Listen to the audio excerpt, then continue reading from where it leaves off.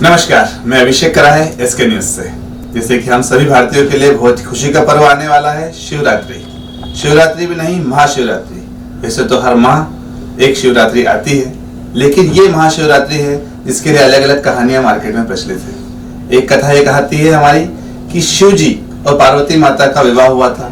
ये वो दिन है जिस दिन इस देश का पहला प्रेम विवाह संपन्न हुआ था। आज की तारीख में हर व्यक्ति लव मैरिज करना चाहता है, लेकिन वो लव मैरिज की शुरुआत कहां से हुई थी, तो उसके बारे में कहा जाता है शिवरात्रि थी, जहां उमा ने शिव को अपने पति के रूप में स्वीकार करना चाहा था। एक तपस्या करी थी और उस तपस्या को पूर्ण किया था। आज की संस्कृति आज के बच्चों के लिए बहुत ही खुशी का दिन है कि जिस संस्कृति के अंदर प्रेम विवाह की छूट दी गई थी। आज हम लोग कहते हैं कि प्रेम विवाह खराब है, अच्छा है, बुरा है, सबके अपने अपने विचार है, लेकिन हमारे भगवानों ने भी ये प्रूफ करा था कि हमारे देश के अंदर प्रेम विवाह सफल हो सकता है, लेकिन आपको उसके लिए तपस्या करना पड़ेगी, आपके परिवार को कन्विंस करना पड़ेगा।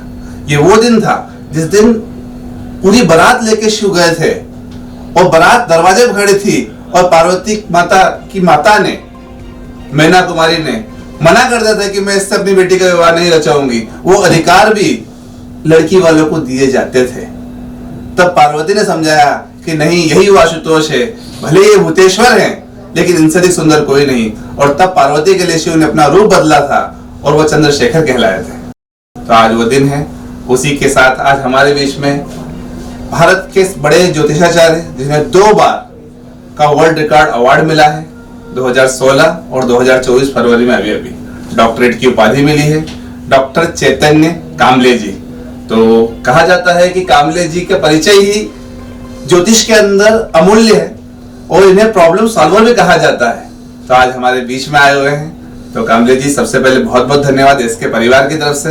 मैं चाहता हूं कि शिवरात्रि के बारे में हमारे जितने भी ऑडियंस है उनके लिए कुछ ऐसा मार्गदर्शन करें कि उस दिन ऐसी क्या तपस्या करें, ऐसी क्या पूजा करें जिससे कि लड़कियां अपने पति को प्राप्त कर सके, व्यापारी अपने व्यापार को बढ़ा सके, रोगियों के रोग ठीक हो सके, किसी के कोर्ट में केस चल रहे हैं तो उसको कैसे सॉल्व किया जा सके।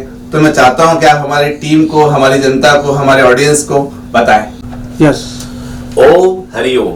हम doctor Chaitanya Swami Kamle, the problem solver, जैसा कि आपने बताया।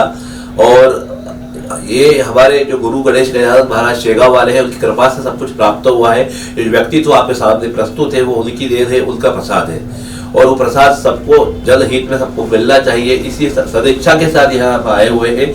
और हम ये जो एसके चैनल है, आपके चाहने वाले सब्सक्राइबर्स है, आपके जो पूरी टीम है, सभी जो मुख्य लोग हैं, जो चैनल हेड है, आप सबके अनेकानेक कोटि कोटि आभारी है कि आपने हमें आमंत्रित किया। क्योंकि बात महाशिवरात्रि की आ रही है, महाशिवरात्रि के बारे में बोलने को शब्द ही कम पड़ जाते हैं। शिव की व्याख्या करना किसी के बस की बात है क्या? शिव की व्याख्या करना बस की बात नहीं है कि शिव में से ई की मात्रा हटाओ शव हो जाता है और ई की मात्रा जोड़ो शिव हो जाता है। शिव और शिव में ही शक्ति समाहित है।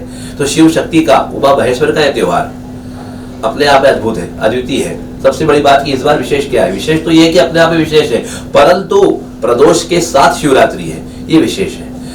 शिव को लेकर प्रदोष बहुत जुड़ा हुआ है। प्रदोष की पूजा करना, प्रदोष काल पूजा करना, ये कहा जाता है। और शिवरात्रि चतुर्दशी को रहती है, तो इस बार प्रदोष के साथ शिवरात्रि है। तो इस शिवरात्रि न केवल महाशिवरात्रि का पुण्य फल मिलेगा, अपितु प्रदोष काल की पूजा का फल भी आपको प्राप्त होने वाला है। ये बहुत बड़ी बात है। दूसरी बात, इस बार जो योग है, शिव योग है, सिद्धि योग है, कौलकरण है, वरिष्ठकरण है, ये जो पंचचार के योग है, जो आपका महाशिवरात्रि का योग बन रहा है, तो इसके साथ साथ इस दिन कुंभ राशि का चंद्रमा होगा। सुबह 10:41 के बाद चंद्रमा लग जाएगा श्रवण नक्षत्र क्रॉस करके धनिष्ठा में, और धनिष्ठा के 2 चरण अर्थात रात को 10 बजे करीब तक वो मकर में रहेगा, उसके बाद कुंभ में जाएगा। तो जो शिवरात्रि का जो समय रहेगा, महानिशीत काल जिसको कहा जाता है, महानिशीत काल वो परम सुख होता है, चरमोत्कर्ष होता है शिव पार्वती के मिलन का, जिसको महानिशीत काल कहा जाता है, जो प्राय 12 के बाद महानिशा काल में आता है। उस दौरान चंद्रमा कुंभ राशि में रहेगा और कुंभ राशि का चंद्रमा रहेगा, साथ ही साथ शनि भगवान भी कुंभ राशि से गोचर में जा रहे हैं। तो ये जो स्थिति कुंभ राशि के शनि और चंद्र की है, दोनों का मिलन जो है विष योग कहलाता है। अब ये एक अद्भुत संयोग है कि महाशिवरात्रि निश्चित काल और विष योग, मतलब ये विष योग है। और आदिदेव महादेव ने जब समुद्र मंथन हुआ था तो विष का पान किया था, हालाहल पिया था, क्योंकि कोई पीने वाला ही नहीं था। उन्होंने कहा कि जो आपको नहीं चाहिए सब दे दो, राख लीजिए दे दो, धतूरा लीजिए दे दो, विष लीजिए दे दो। तो जो आपको नहीं चाहिए मुझे दे दो, मैं सब हजम करने वाला हूँ। तो विष योग उन्होंने लिया था, विषपान उन्होंने किया था, कंठ में धारण करा, नीलकंठ कहलाए। तो अगर ऐसे में जो जातक जिनकी पत्रिका में विष योग है, शनि चंद्र की युति है, ऐसे लोग यदि इस समय पूजा करते हैं तो उनको विष योग का जो दुष्परिणाम है वो काफी हद तक कम हो जाता है। तो ये एक बहुत बड़ा योग हर साल नहीं बनता, ये 28, 29 साल, 30 साल में एक बार बनता है जब शनि कुंभ राशि में आता है तब। तो ये वापस से 30 साल बाद ही बनेगा, उसके पहले नहीं बन पाएगा। तो इसलिए इसका फायदा ज्यादा से ज्यादा लोग उठाना चाहिए लोगों ने, इसलिए मैं आपसे निवेदन करता हूँ। दूसरा, इसी रोज एक ऐसा योग भी है जिसमें आप कहीं बहुत ज्यादा किसी चीज में परेशान हो रहे हैं, किसी मुकदमे में, कोर्ट में या किसी प्रकार जद्दोजहद लगे हुए हैं और कोई काम नहीं हो रहा है, तो वो आप कर सकते हैं।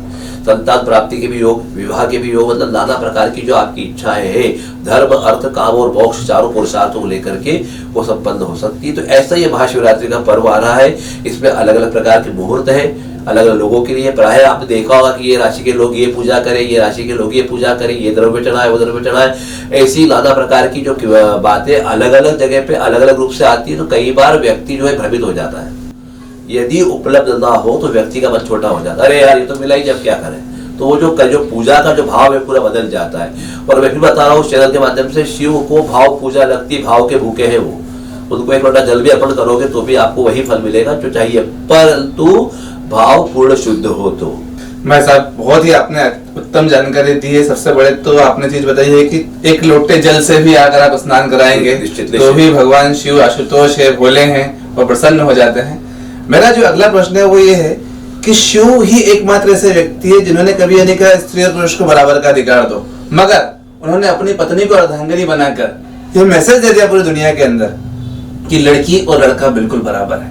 तो आप इस शिवरात्रि पर क्या बताना चाहते हैं हमारे ऑडियंस को कि किस तरह से हम शिव से सीख सके, किस तरह से हम शिव से वो सब चीजें अपने अंदर आत्मसात कर सके शिव की भक्ति के साथ साथ, कि ताकि हम अपने यहाँ की स्त्रियों को, पुरुषों को, जो एक बड़ा संघर्ष चल रहा है बराबर का, वो किस तरह से हम उनसे सीख सके, किस तरह से उस चीज को आगे बढ़ा सके। बहुत बहुत बहुत ही सुंदर प्रश्न आपने किया है, क्योंकि ये एक लोगों को सीखने के लिए भी है, और यदि इस पे अमल करते हैं, प्रयोग में लाते हैं, तो कई मुद्दे, कई दाम्पत्य जीवन सुखी हो सकते हैं। कैसे हो सकते हैं? सबसे पहले शिव को लेकर चलते हैं। शिव क्या करते हैं? शिव सम्मान करते हैं, पत्नी का प्रेम करते हैं, उसके लिए सब कुछ करते हैं, यहाँ तक कि उसको, उसके शव को भी लेके घूमते हैं। एक पराकाष्ठा है प्रेम की, बहुत ज्यादा पराकाष्ठा है, कोई दो मत नहीं है, पत्नी प्रेम की पराकाष्ठा।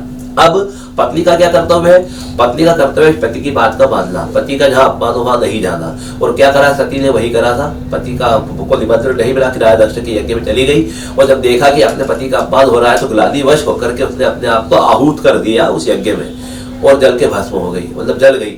तो इस प्रकार से ये दो बातें हैं कि एक तरफ पति जो है पति के लिए सब कर रहा है, तो पत्नी को भी पति के प्रति समर्पण भाव रखना चाहिए, और जहां पति का सम्मान हो, जहां उनको पूछा जाए वही वो भी रहे।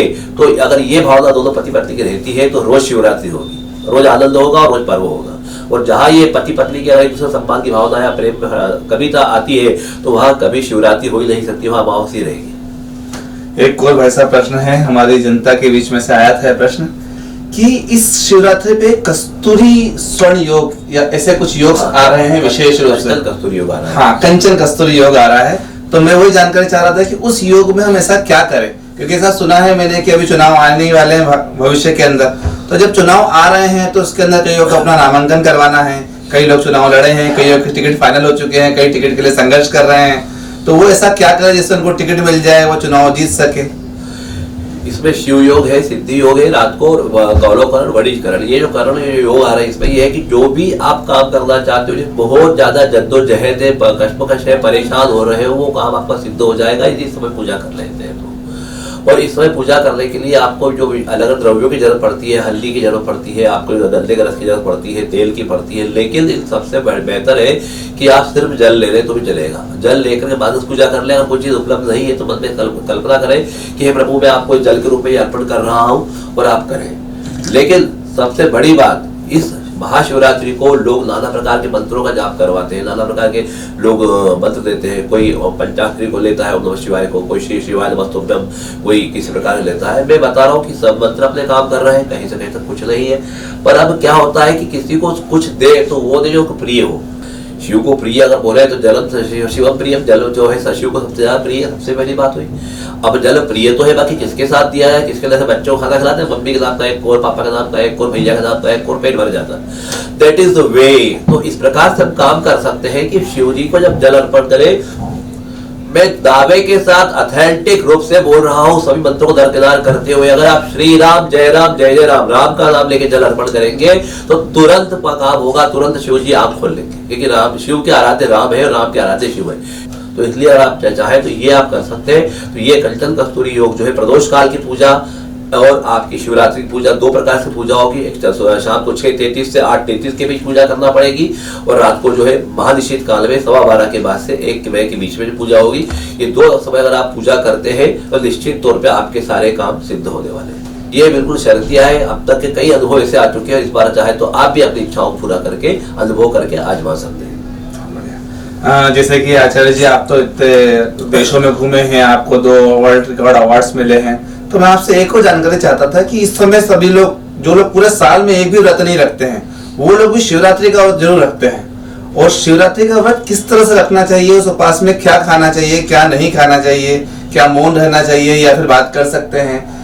मैं चाहता हूँ कि हमारे जितने भी ऑडियंस हैं उनको भी आप एक बार मार्गदर्शित करें कि हम ऐसा क्या करें और किस तरह से उस पूरे व्रत को करें। क्या रात्रि में जगना चाहिए, या 12 बजे के बाद हम सो सकते हैं, या 4 बजे के बाद सो सकते हैं? अलग अलग लोगों के अलग अलग मत है, तो उसके बाद आपका मार्गदर्शन चाहता हूँ। जी, बहुत अच्छी बात है।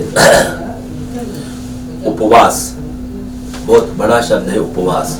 मैंने पहले भी कहा, शिव भाव पूजा के भूखे, भाव के भूखे। उनका प्रयोग, उनकी उपासना, उनकी आराधना, उनका तरीका ही अलग है, क्योंकि वो वाममार्गी भी है, अघोरी भी है, गृहस्थ में भी है, सन्यासी भी है, सब प्रकार से है। वो जो भक्ष अभक्ष से परे है। अगर जब अघोरी बनते हैं, शमशान में जाते हैं, तो अभक्ष भी भक्ष कर लेते हैं। मांस मदिरा का जो पंचमकार जो होते हैं तंत्र की, वो भी ले लेते हैं। वो जो नहीं होता मैथुन भी वो करते हैं, सब कुछ करते हैं। तो क्या चीज उनसे परे है, क्या चीज उनसे हटी हुई है, सब उनसे लग जुड़ी हुई है। अब बात उपास की आती है, तो ऐसे शिव की आराधना करने में कैसे उपास? वो तो अभक्ष भी करते हैं, मांस मदिरा का सेवन भी करते हैं, अघोरी भी है, शमशान के भी। तो क्या आप उसका उपास करेंगे, या जो अन्न खा रहे हैं उसका उपास करेंगे, कि साबुदाना खिचड़ी खा लेंगे, कि फलाहार खा लेंगे, क्या करेंगे, किस प्रकार से उपास करेंगे? ये बहुत बड़ा व्यापक और बहुत बड़ा जटिल प्रश्न है कि हर व्यक्ति को समझ नहीं पाता। समझने की जरा सी बात है, थोड़ा सा अगर हम अंदर उतरते हैं तो उपविश्य का अर्थ होता है पास बैठना, किसी के पास बैठना। अब महाशिवरात्रि को शिव जी के पास बैठना है, तो शिव जी के पास बैठना है, जिस इष्ट की, जिस आराधना की, जिसकी आराधना करो उसके पास बैठना कैसे? क्या मूर्ति लगा के बैठ जाओ, गोद में लेकर के आपके पास जाके बैठ जाओ? That is not the way. वो तरीका नहीं है। तरीका है कि उसको क्या अच्छा लगता है, जो तुमको पसंद वही बात कहे कि दिन को रात को रात कहेंगे, मतलब उस प्रकार से समर्पण भाव आपका हो। उसकी जो उसको अच्छा लगता है, जो लाइक्स डिसलाइक्स उस देवता की है, उसको आत्मसात करना, अंगीकार करना उपवास का एक प्रमुख अंग होता है। जाते समय एक बार फिर आपसे एक गुजारिश करना चाहूंगा कि हमारे सभी दर्शकों के लिए शिवरात्रि के महापर्व पर कोई संदेश देना चाहें। अगर संदेश महाशिवरात्रि पर्व को लेकर के है तो मैं तो यही कहना चाहूंगा, हालांकि कहने को बहुत कुछ होता है। शिव पार्वती का जैसे जोड़ा है, जैसे उनका परिवार है, वैसे आप सबका परिवार रहे, आपके जोड़े भी ऐसे सफल रहे, आपका दाम्पत्य जीवन सफल रहे, इसके लिए मैं प्रार्थना करना चाहूंगा। और जैसे शिव ने पार्वती को समझा, जैसे पार्वती ने शिव जी को समझा, वैसे हर पति पत्नी को समझे और अपने परिवार को लेके चले, तो निश्चित तौर पे हमारे घर, हमारे परिवार, हमारे राष्ट्र में, देश में कल्याण होगा।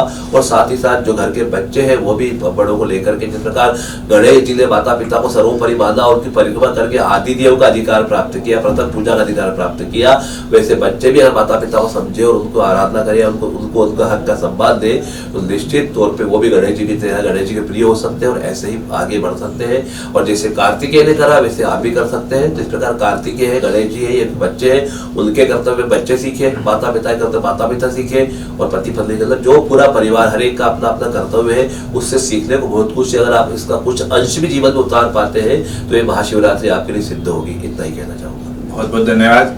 आज डॉक्टर चैतन्य स्वामी कामले जी हमारे बीच में आए और हमको और हमारे सभी दर्शकों को बहुत ही उत्तम मार्गदर्शन दिया। उसके लिए मैं डॉक्टर चैतन्य स्वामी कामले जी का बहुत बहुत इसके परिवार की ओर से धन्यवाद देना चाहता हूँ।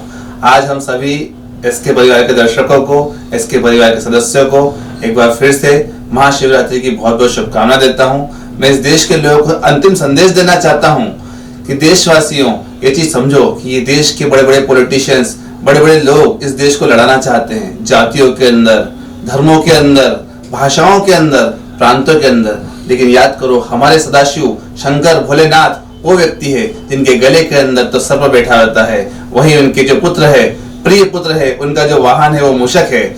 दूसरा जो पुत्र है उसका वाहन मोर है और सभी चिर शत्रु हैं। वहीं अगर उनके खुद के वाहन की बात करें या तो नंदी है, और स्वयं माता सती, माता पार्वती का जो वाहन है उस बब्बर शेर है, मगर फिर भी वो लोग एक परिवार की तरह रहते हैं। तो हमारे ईश्वर हमको संदेश देते हैं कि विपरीत परिस्थितियों के लोग भी एक हो सकते हैं, तो फिर ये देश एक क्यों नहीं हो सकता है। इसको विदेशियों ने पिछले 1000 वर्षों की गुलामी के अंदर आपस में लड़ा लड़ा के टुकड़ों टुकड़ों में बांट दिया है। लेकिन हमको शिव से संदेश लेना चाहिए, शिव और पार्वती के मिलन से संदेश लेना चाहिए कि हम सब एक है। और हम इस धरा को वसुधैव कुटुंबकम का जो नारा देते हैं वो इसीलिए देते हैं कि संपूर्ण आर्यावर्त को, इस संपूर्ण धरती के अंदर सब कुछ शिवमय कर दें और इस प्रकार से भक्ति भाव पैदा करें कि सब एक दूसरे के साथ मिल जाएं, सब एक दूसरे के अंदर समाहित हो जाएं। सभी को